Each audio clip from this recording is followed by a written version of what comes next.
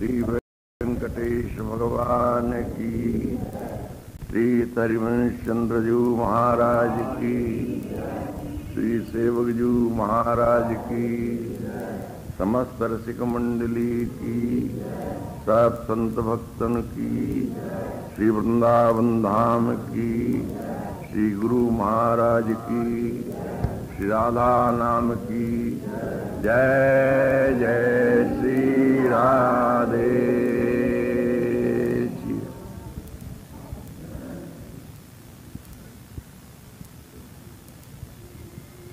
दृष्ट्वैव चन्द्रकमतीव च मत्कृताङ्गी, वेणुध्वनिं क्वच निशम्य च विह्वलाङ्गी, सा श्याम सुंदर गुणैरनुगीयमानै, पीता परिस्वतु मां वृषभानुपुत्री।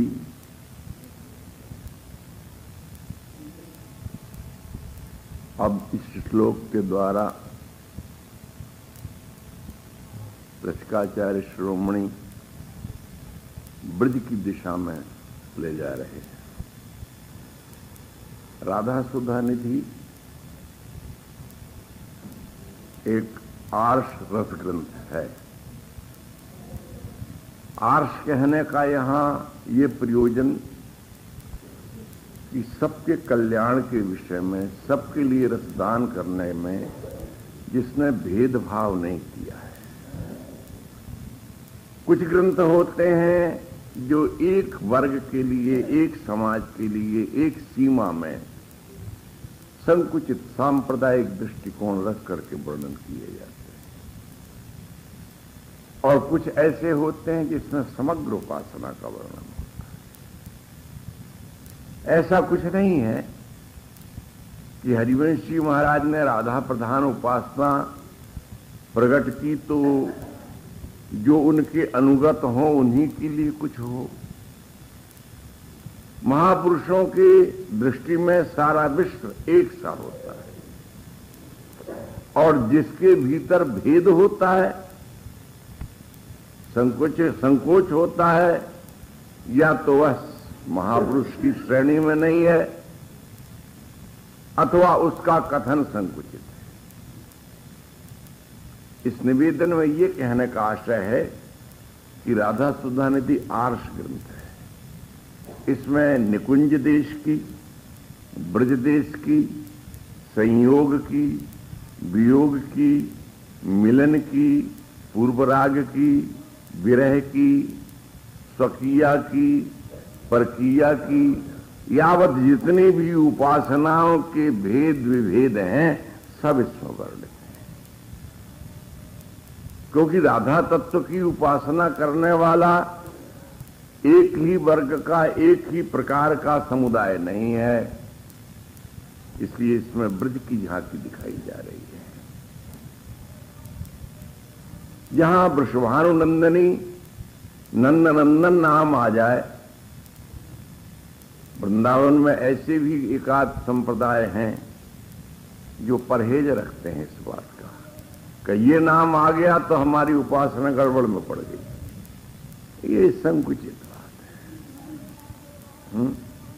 संतों का खेल तो उदार होता है, क्योंकि उनकी दृष्टि में 1, 2, 4, 10, 25, 50, 100, 200 नहीं होते हैं। उनकी दृष्टि में समग्र होते हैं। सर्वे भवन्तु सुखिनः, सर्वे सन्तु निरामया, सर्वे पश्यन्तु भद्राणि, मां कश्चित् दुःख भाग् भवेत्। ये औदार्य भावना है। सर्वे भवन्तु सुखिनः, सब सुखी हो। सर्वे पश्यन्तु निरामया, सब निरामय, रोग रहित हों। सब लोग मंगल का ही दर्शन करें, अमंगल किसी की दृष्टि में आवे ही नहीं, और संसार में कहीं कभी कोई दुखी ना हो। प्रकृति अपना कार्य करती है, क्योंकि द्वंद्वात्मक सृष्टि में संयोग है, वियोग है, मिलन है, विरह है, जन्म है, मृत्यु है, जरा है, व्याधि है, दुख है, शोक है। अरे कहीं वीणा बजती है और कहीं राम नाम सत्य है, ये भी होता है। कहीं मदिरा से मत्त हुए लोग आपस में कलह करते हैं, कहीं विद्वानों की सभा में शुष्क विषयों पर गंभीर विचार होता है, क्योंकि सृष्टि है। और अपनी भावनाओं को उदात्त और महान रखना चाहिए, जिसमें भेद न हो। हमको कबीर की एक बात याद आ जाती है कभी कभी। वो कहते हैं, रोड़ा हो रहे पंथ का, साधु ऐसा हो तो ठोकर खाता से रहे, पर फिर भी उखड़े नहीं। रोड़ा हुआ तो क्या हुआ, गड़गड़ के दुख दे चुभता है। जिन लोगों को नंगे पांव चलने की आदत नहीं है, उनके लिए तो मुसीबत हो जाती है। साधु कैसा चाहिए, जो मार्ग की खे धूल हो जाए, पर इतने से संतोष नहीं है। कहते दूर भया तो क्या भया, उड़ उड़ लागे अंग मलिन करता है। साधु ऐसा चाहिए जैसा नीर निपंग, पांव ही नहीं जिसके। नीर भया तो क्या भया, ताता सीरा होए, वो भी गर्म होता है, ठंडा हो जाता है। साधु ऐसा चाहिए जो हरि ही सा होए। भगवान सदा एक रस है, समदर्शी मुँह कह सबको, पर कबीर को इतने से संतोष नहीं। नीर भया तो क्या भया, ताता सीरा होए। साधु ऐसा चाहिए जो हरि ही सा होए, और हरि भया तो क्या भया। हरि हो गया तो कौन सी बड़ी बात होगी। निर्गुण सरगुण होए, उसमें भी तो झगड़े लगे हुए हैं। एक वर्ग निर्गुण मानता है, एक वर्ग सगुण मानता है। साधु ऐसा चाहिए जो हरि भजन निर्मल होए, जो हरि का भजन करके सगुणवाद निर्गुणवाद से भी ऊपर उठ जाए। पर कबीर तो बड़े तत्ववेत्ता में है, कबीर को यहां भी संतोष नहीं है। वो कहते हैं, निर्मल भया तो क्या भया, निर्मल मांगे ठौर। निर्मलता तो मलिन सापेक्ष है, मलिनता से निर्मलता को घृणा है? मलिन का संसर्ग नहीं चाहती है निर्मलता। निर्मल भया तो क्या भया, निर्मल मांगे ठौर, मल निर्मल ते परे जेते साधु सिरमौर। तो ये उन महापुरुषों की बात है जो रस को एक सीमा में आबद्ध नहीं करते। रस तो श्रुति प्रतिपाद्य वेद प्रतिपाद्य तत्व है। रसो वैसा रसम हेवायम लब्ध्वानंदी भवती, छांदोग्य में वर्णन आया। वह परमात्मा रस स्वरूप है। परमात्मा क्यों कहो, पर तत्व कहो। सा कह करके उसकी ओर केवल अंगुली निर्देश किया। जिसकी सत्ता से सब कुछ है, वह सत्तात्मक ब्रह्म रस स्वरूप है। रसो वैसा निश्चय रसम ही एवं लब्ध्वा पुमान जीवा तृप्तो भवति आनंदी भवति। उस रसरूप परमात्मा को प्राप्त करके यह जीव आनंद हो जाता है। तो इसमें ब्रज की भावना थी। वृषभानुपुत्री शब्द आया। वैसे खींच करके टीका करने वालों ने भी यहां पर अपनी करामात छोड़ी नहीं है। एक होता ना, रबर को जैसे तानो तो तन जाए और सब काम कर लो उससे, पर वो बात सहज नहीं होती। सहज अभिधा में जो अर्थ आवे, अभिधा माने हम वाणी से जो बोल रहे हैं और पहले जो प्रसाद अर्थ ग्रहण होता है वही सर्वमान्य होता है। व्यंजना में तो और कुछ बात। अब हम बन कहें तो बन में स्पष्ट कहते ही एकदम जंगल पहाड़ का दृश्य आ जाता है। पर वन शब्द का एक अर्थ जल भी होता है। रामचरितमानस में तुलसीदास जी ने कहा, बांधो बन निधि नीर निधि जलधि सिंधु बारिश। भिन्न भिन्न नाम आए तो वहां वन नाम जल का भी है। तो ये क्लिष्ट अर्थ है। कदम शब्द का अर्थ यदि हम कदम वृक्ष करते हैं एक अर्थ उसका समूह में भी आता है। ब्रज नव तरुणी कदम्ब मुकुटमणि, ब्रज नव तरुणियों के समूह में, तो ऐसे व्यंजनार्थ भी दिए गए हैं। परंतु हम सर्वथा उन अर्थों को पलटने की चेष्टा करें और मघवा मूल और बिडोजा टीका कर दें में, तो वो रसदायक नहीं होती। सांप्रदायिक तनाव करने वाले महापुरुषों ने भी इस प्रकार के अर्थ किए हैं, किंतु वह विद्युत ग्राह्य नहीं होते, सहृदय लोगों के लिए ग्राह्य नहीं होते। यहां वृषभानुपुत्री शब्द से स्पष्ट श्री वृषभानु एक काल विशेष में जो प्रकट हुए, द्वापरांत में श्री नंदराय जिनके मित्र हैं, उनकी ये आया परम स्वतंत्रा प्राण प्रिया, कृष्ण प्राण प्रिया वृषभानुनंदिनी राधा के नाम से जिनके यहां प्रकट हुई, जिनके लिए महापुरुषों ने बधाई गान गाए। चलो वृषभान गोप के द्वार, जन्म लियो मोहन हित श्यामा, आनंद नित्य सुकुमार। किसने जन्म लिया? बोले आनंद की निधि श्यामा ने जन्म लिया। जन्म लियो मोहन हित, मोहन के प्रेम ने जन्म लिया। हित शब्द का अर्थ संस्कृत साहित्य में प्रेम है। किसने जन्म लिया? बोले मोहन के हित ने जन्म लिया। मोहन ने, श्री कृष्ण ने अपने प्रेम को जिस चरणों में सर्वतोभावे ने समर्पित कर दिया है, और मोहन हित, मोहन के लिए जन्म लिया, दोनों अर्थ स्वीकार है। स्वामिनी के अवतार का, प्राकट्य का प्रयोजन बोले मोहन का हित है, मोहन के लिए। मोहन का प्रादुर्भाव क्यों है? मोहन का प्रादुर्भाव रसिक जनों के, भक्त जनों की भजन भक्ति रस को पुष्ट करने के लिए है। आनंद आज नंद के द्वार है, क्यों है? बोले वहां पर प्रगटे लाल मनोहर ग्वाल। किस लिए प्रगटे? बोले भजन रस कारण, दास अनन्य भजन रस कारण। जो उनके अनन्य भाव से भजन करने वाले रसिक भक्त हैं, उनके भजन रस के लिए आज नंद के घर में प्रकट हो गए। और वृषभानुनंदिनी क्यों प्रकट हुई? बोले जन्म लियो मोहन हित श्यामा, जो अजन्मा है। ये भी एक आश्चर्य की बात है। महावाणी में एक वाक्य आ रहा, अप्रिय, अब अजन्मा प्रिया जी को जन्म मंगल गाइए। हाँ? कैसा विरोधाभासी अलंकार दिया। अब अजन्मा प्रिया जी को जन्म मंगल गाइए। अजन्मा कहने से जो नित्य है, इसमें भी हरिवंश जी महाराज ने किसने जन्म लिया? बोले श्यामा ने जन्म लिया। श्याम प्रिया होने से श्यामा एक अर्थ ऐसा भी बनता है, पर श्यामा शब्द की श्रृंगार शास्त्रों में कुछ और ही व्याख्या है। भैया 16 वार्षिका, जिसकी आयु 16 वर्ष की है?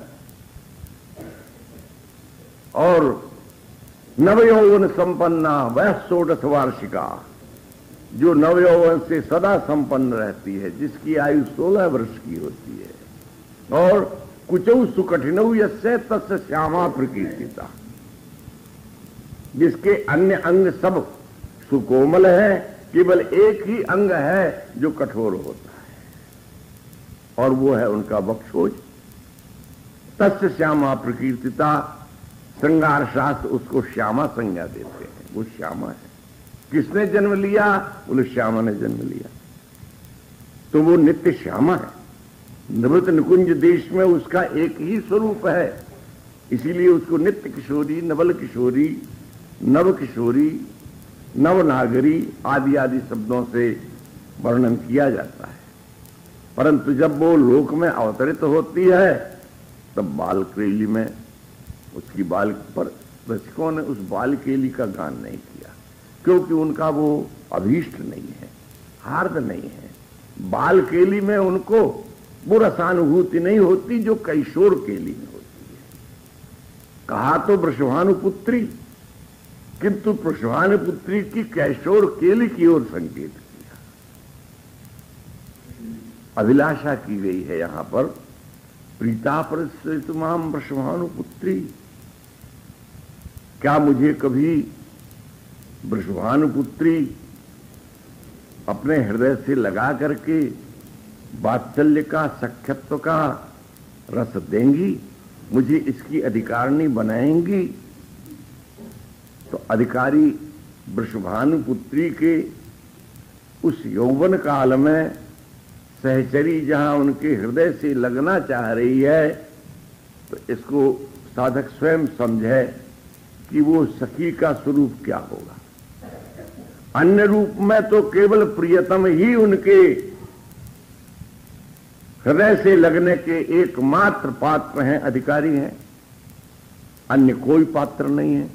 अथवा जो सजातीय दासी है, सहचरी है, सखी है, सखी भाव के सिद्ध भी नहीं, जो पूर्णतया नख से सिख पर्यंत नित्य देश की, नित्य विहार देश की सखी है, दासी है, अनुचरी है, सहचरी है, वही एकमात्र उनके बक्षस्थल से लगने की अधिकारिणी है। और प्रीता, प्रीति की पात्र, हर किसी को तो वो अधिकार नहीं, सखी हो जाने से ही मात्र अधिकार नहीं, सखियों के भी बहुत दूर दूर तक के अधिकार हैं।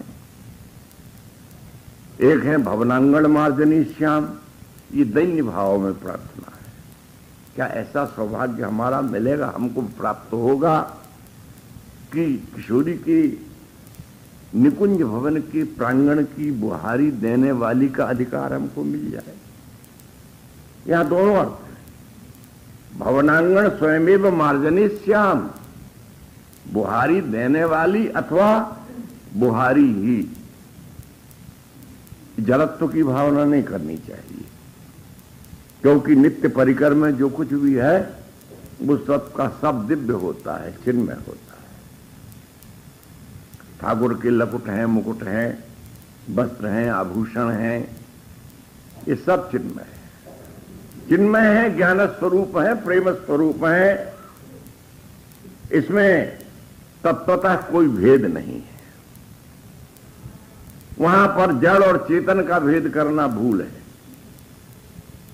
मैं कभी ऐसा सौभाग्य प्राप्त करूंगी कि मैं भवनांगण की मार्जिनी हो जाऊं, तो यहां वृषभानुपुत्री के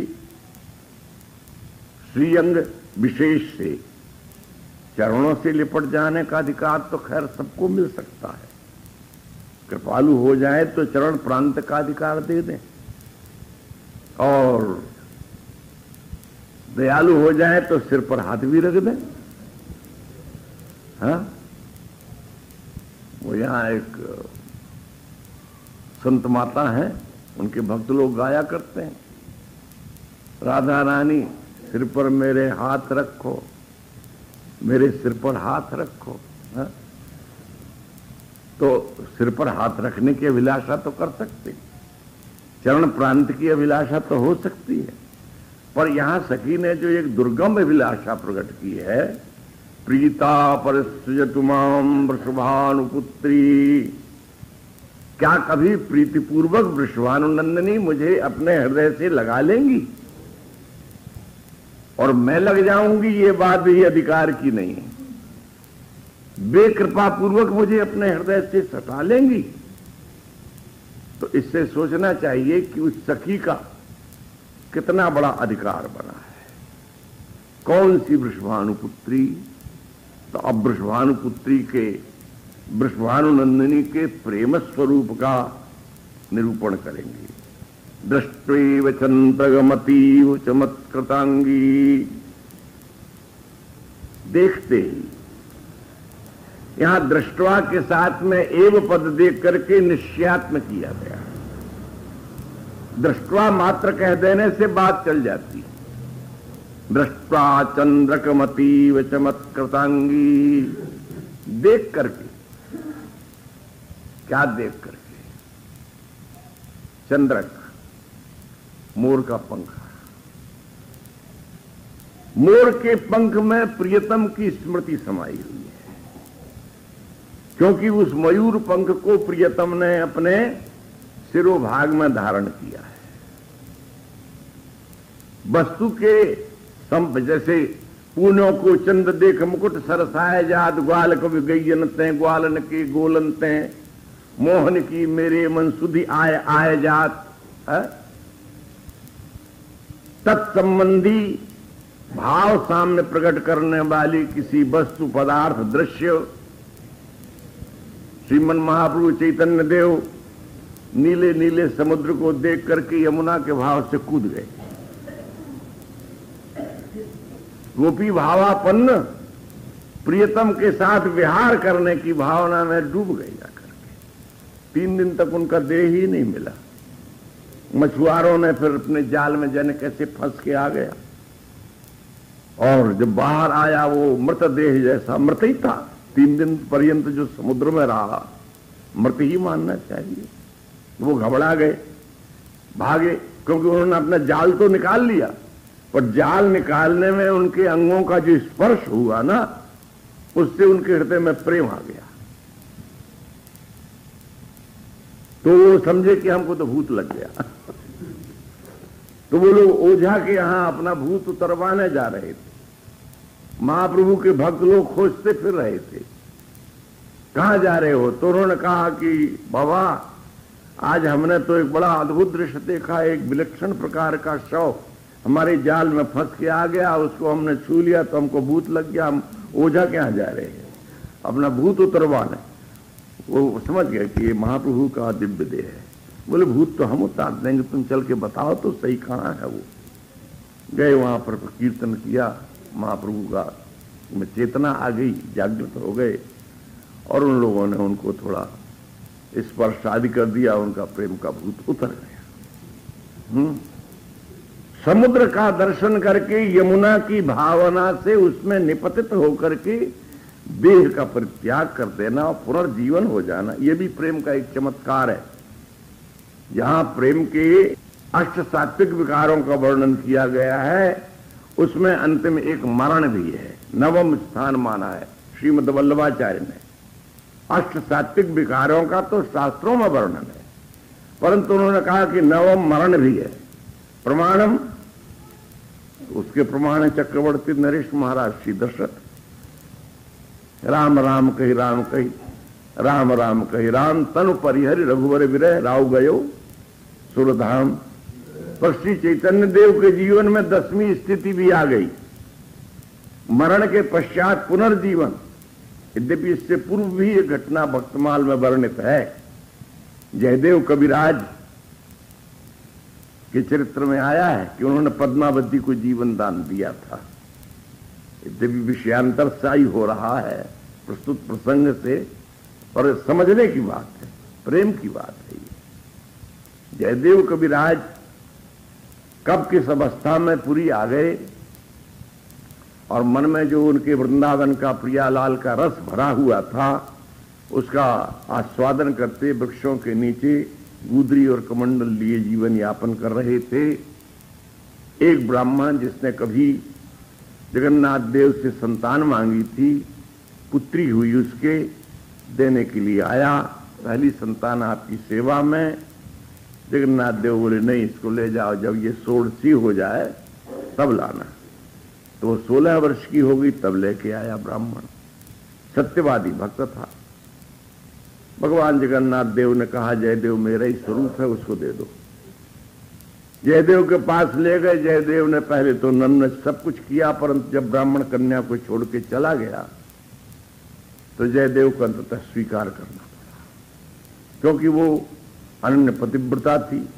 ये थे तो वही दिव्य लोक के ठाकुर ही थे, जयदेव रूप से, भक्ता रूप से। अस्तु जयदेव जी कुटिया बनाकर राधा माधव की सेवा विराजमान करके अपना जीवन यापन करने लगे। एक दिन गांव से आ रहे थे, किसी ने एक स्वर्ण की मोहर दी थी, उनके साथ ठगिया लग गए।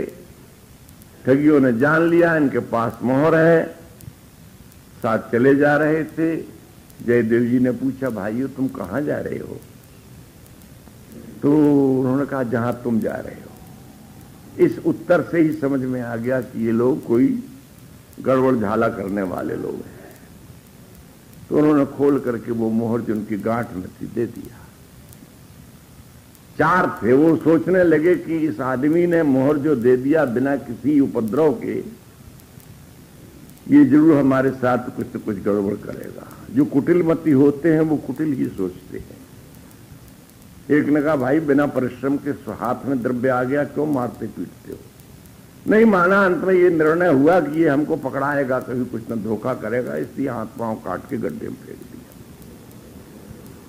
भ्रमण करते हुए उत्कल के राजा लक्ष्मण सेन वहां भटक रहे थे जल के लिए। गड्ढे में उन्होंने झांका तो दीप्यमान पुरुष दिखा, निकाल लिया, ले गए अपने राजधानी और वहां पर उनके औषध उपचार करके उनको सुस्त कर लिया।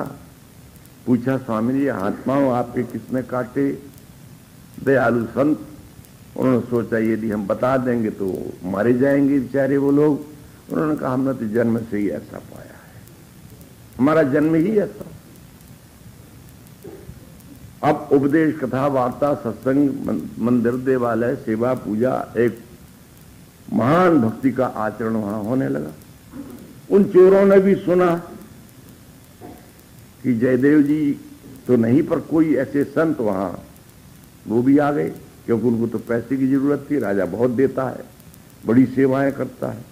और जब प्रथम दर्शन किया तो पहचान में आ गए। अब फंस चुके थे वो। चलने की बात कहें, कथा लंबी है, सारांश में हम उस प्रसंग में बताएं। एक बार ऐसी घटना घटी कि महाराज लक्ष्मण सेन की रानी के भ्राता की 6 पत्नियां थीं। युद्ध में उनकी मृत्यु हो गई। 6 पत्नियों ने, किसी ने छुरा भोंक करके, किसी ने विष खा करके, किसी ने जल में कूद करके, किसी ने कुछ करके प्राणांत कर लिया। जब ये संदेश आया तो महारानी खूब रोई पीटी। पद्मावती वहां पर जो बैठी हुई थी वो कुछ नहीं बोली, शांत रही। रानी को दुख लगा कि मेरे भाई की मृत्यु हुई, भाभियां मरी, इतना शोक का प्रसंग आया और ये कुछ नहीं बोली। खैर रानी प्रशंसा करने लगी, कैसी पति परायणा थी, कैसी प्रेमी थी वो। उनके प्रेम की तुल्य कहीं विश्व में किसी का प्रेम ही नहीं है, जिन्होंने अपने पति के लिए इस प्रकार प्राण त्याग कर दिया। जब भूरी भूरी प्रशंसा करने लगी तो पद्मावती ने धीरे से कहा कि महारानी, ये प्रेम की रीति नहीं है, ये तो प्रकारांतर से आत्महत्या है। तो प्रेम की रीति क्या है? रानी ने पूछा। पद्मावती जी ने कहा, प्रेम की रीति तो यह है कि जब प्रियतम का वियोग सुने उसी क्षण हा प्राणनाथ कहते हुए देह छूट जाए। रानी को बुरा लगा, कहा ऐसी तो आप ही है एक। पद्मावती कुछ नहीं बोली, व्यंग किया। अब उस दिन से रानी इस ताक में लग गई कि जयदेव जी की मृत्यु का समाचार इनको सुनाना चाहिए, देखें ये प्राण छोड़ती हैं कि नहीं। राजा को बाध्य किया।